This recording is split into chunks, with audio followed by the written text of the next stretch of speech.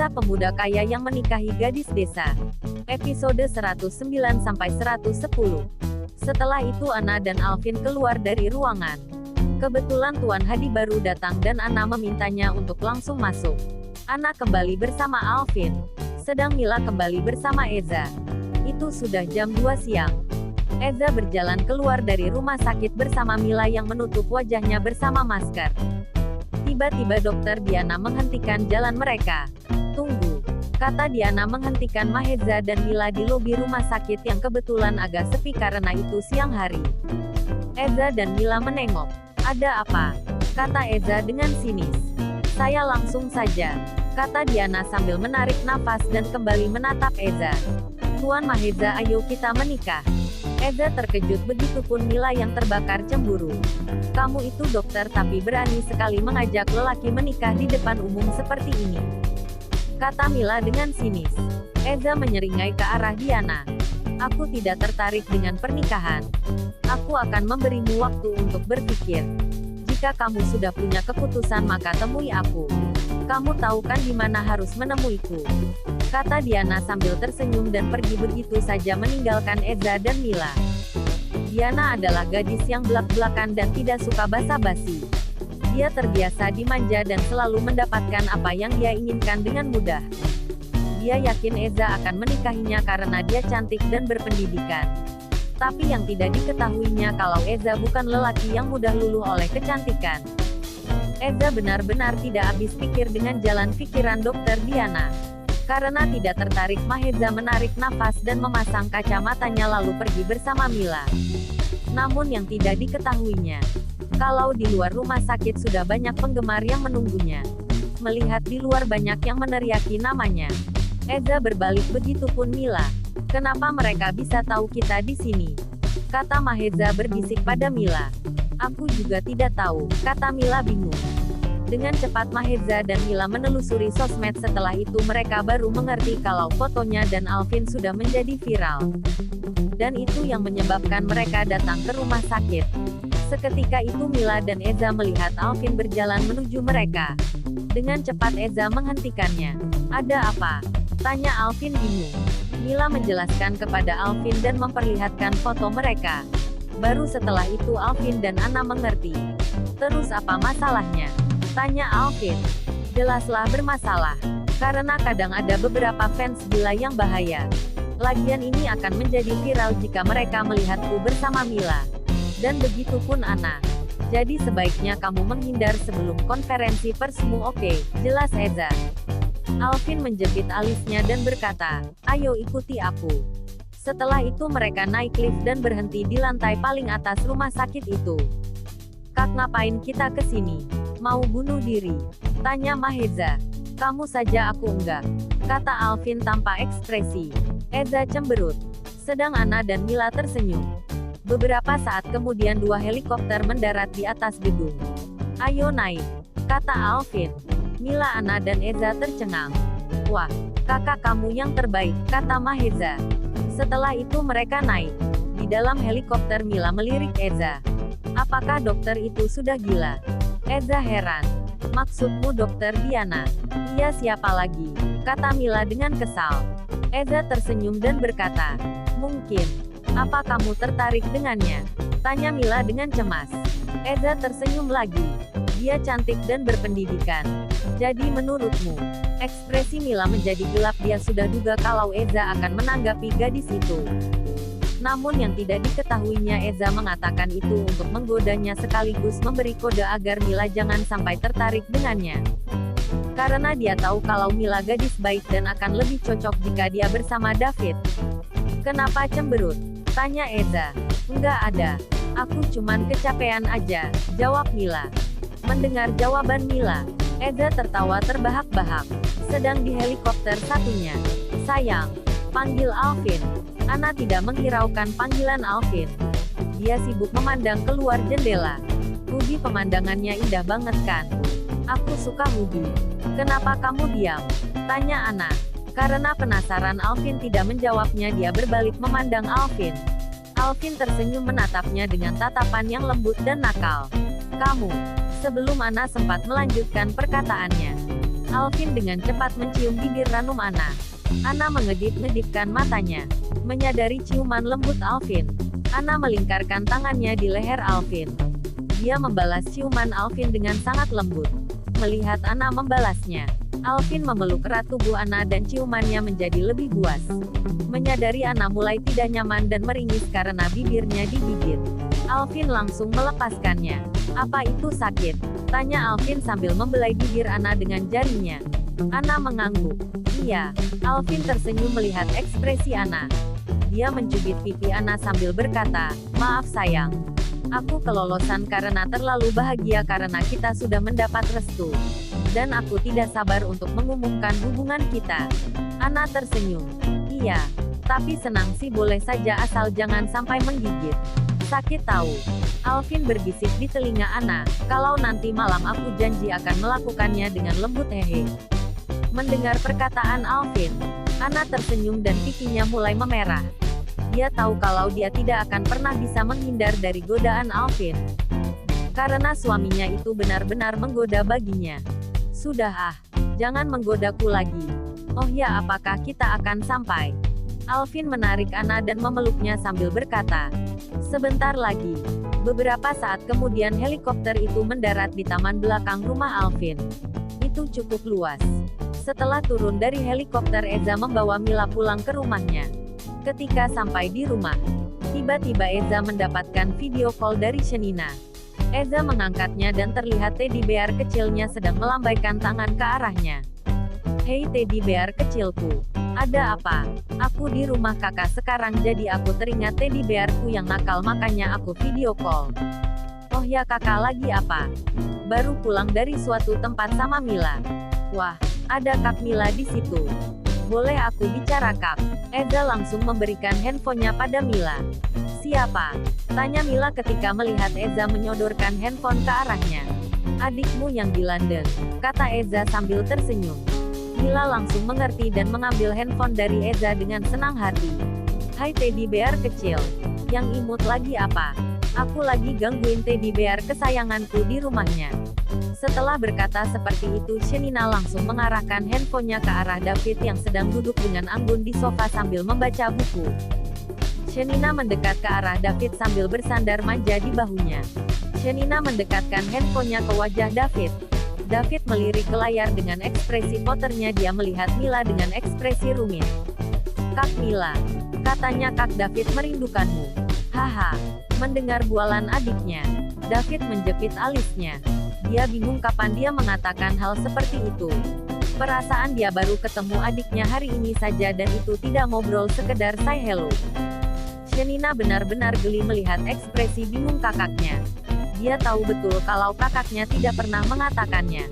Tapi dia tahu juga kakaknya akan menjadi bodoh kalau sudah berurusan dengan wanita atau asmara.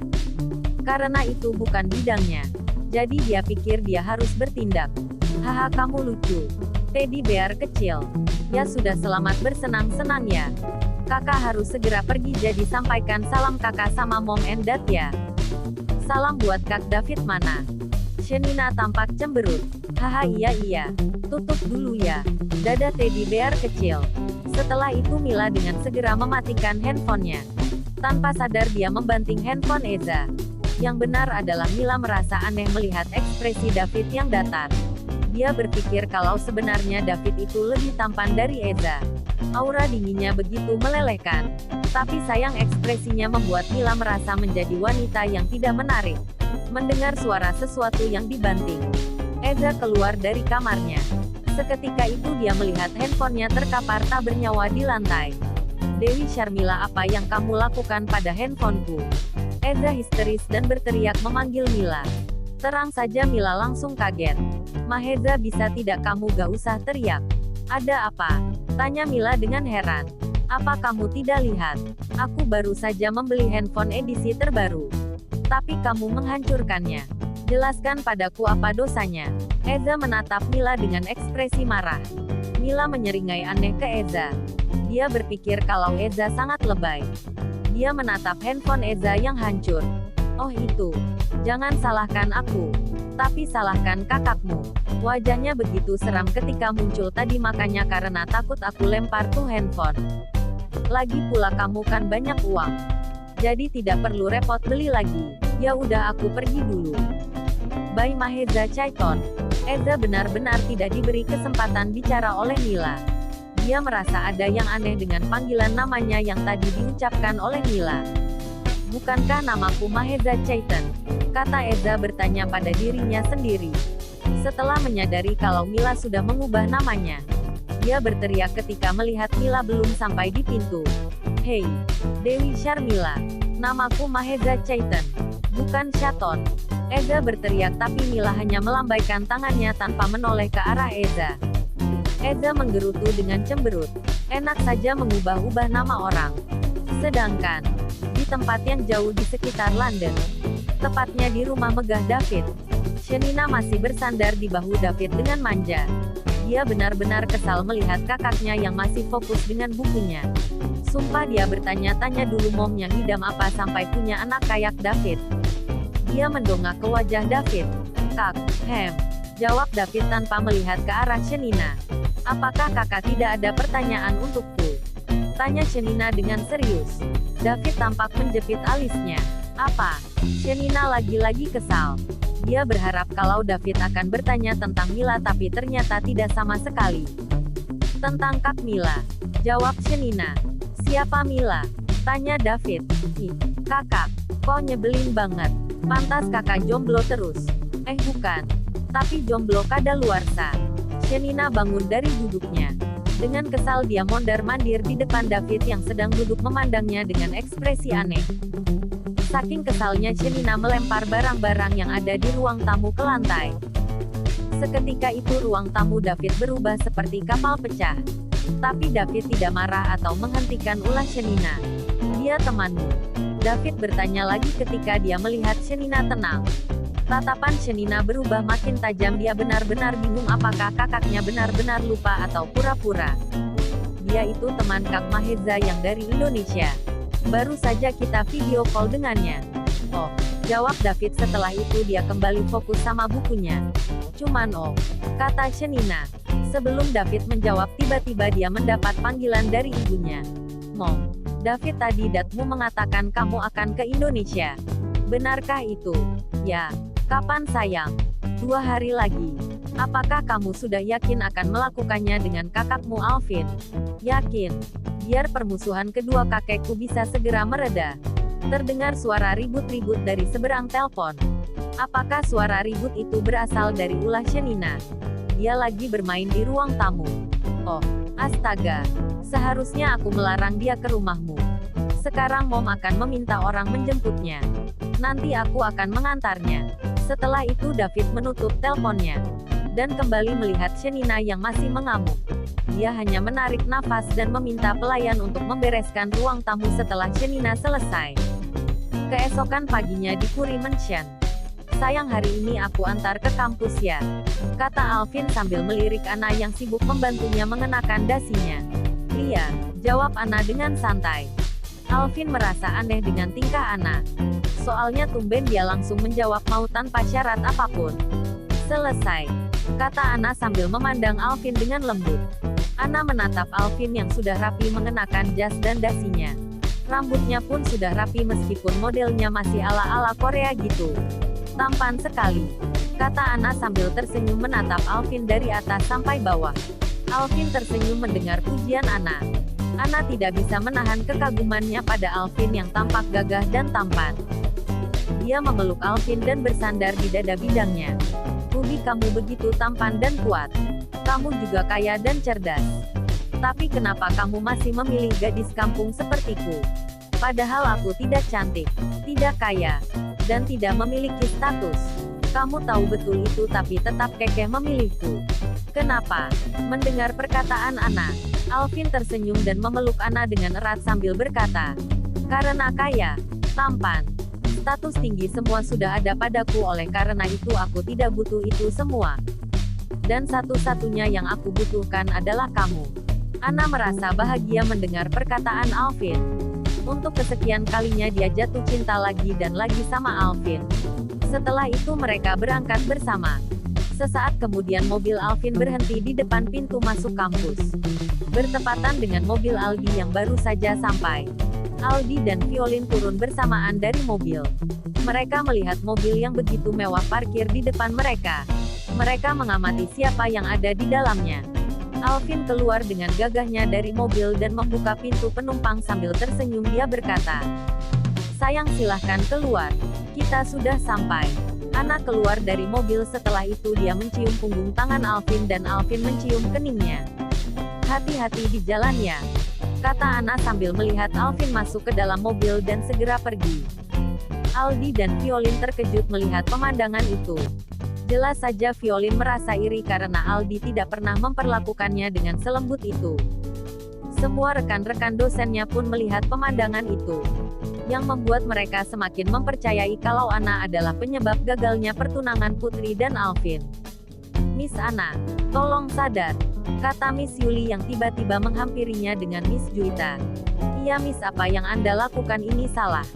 Jangan sampai membuat Putri marah," kata Miss Juita yang tahu betul tentang pertunangan Alvin dan Putri. "Miss Anna, ternyata Anda semakin berani terang-terangan sekarang. Anda memang bermuka tebal," kata Violin.